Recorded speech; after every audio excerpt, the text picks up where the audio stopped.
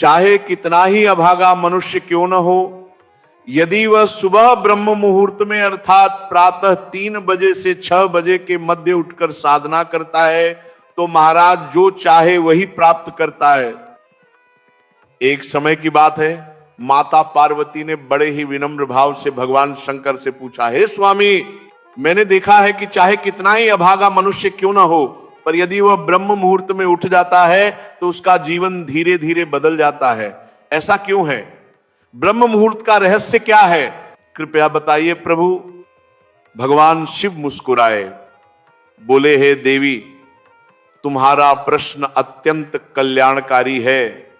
इसका उत्तर मैं एक कथा के माध्यम से दूंगा, ध्यान पूर्वक सुनो।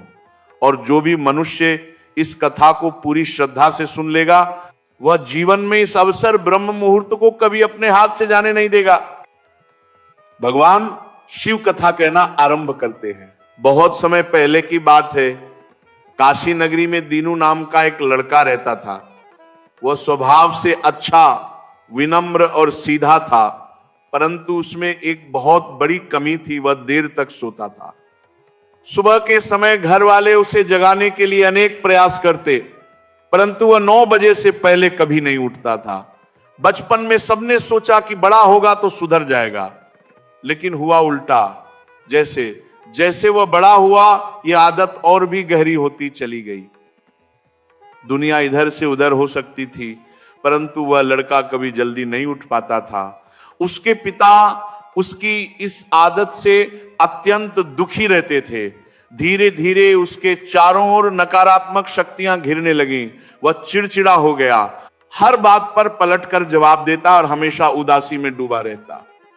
जब उसने देखा कि उसके सारे मित्र जीवन में सफलता प्राप्त कर चुके हैं, तब वह और अधिक निराश हुआ।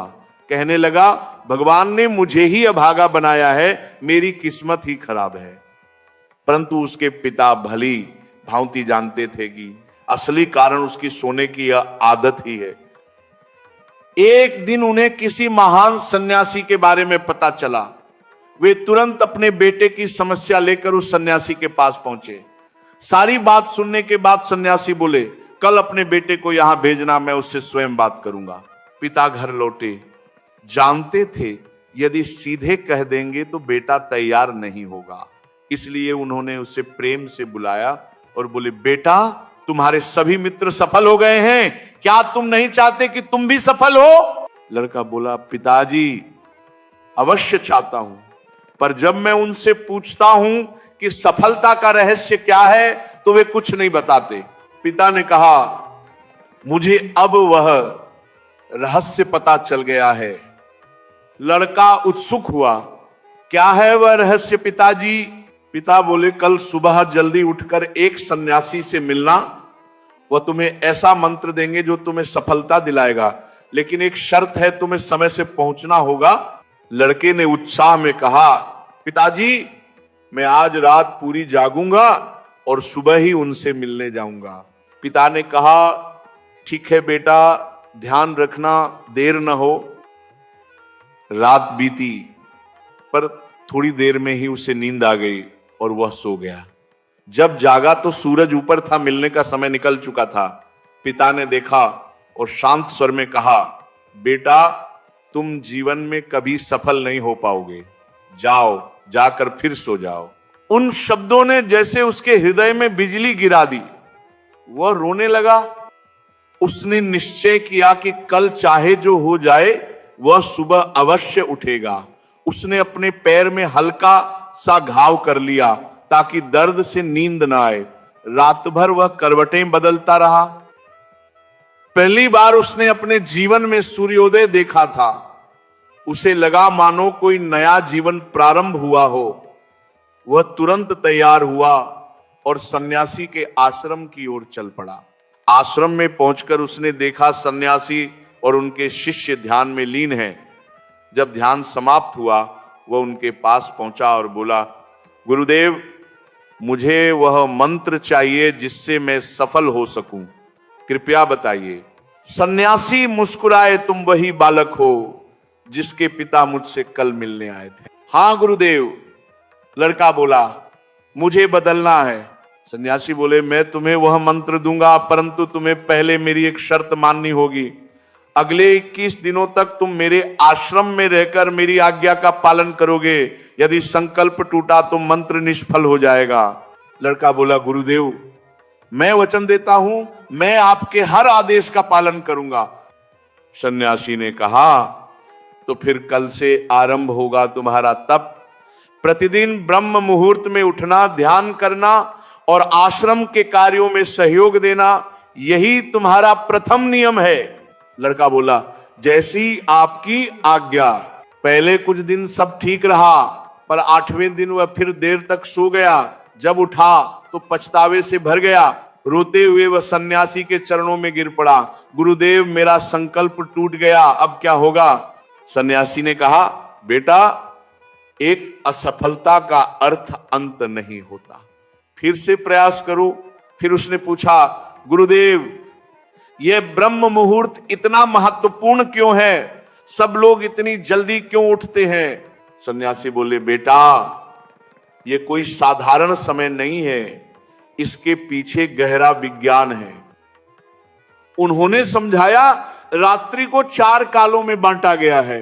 पहला रुद्र काल शाम 6 से 9, दूसरा राक्षस काल रात 9 से 12, तीसरा गंधर्व काल रात 12 से 3 और चौथा मनोहर काल जो 3 से 6 बजे तक रहता है, यही ब्रह्म मुहूर्त है।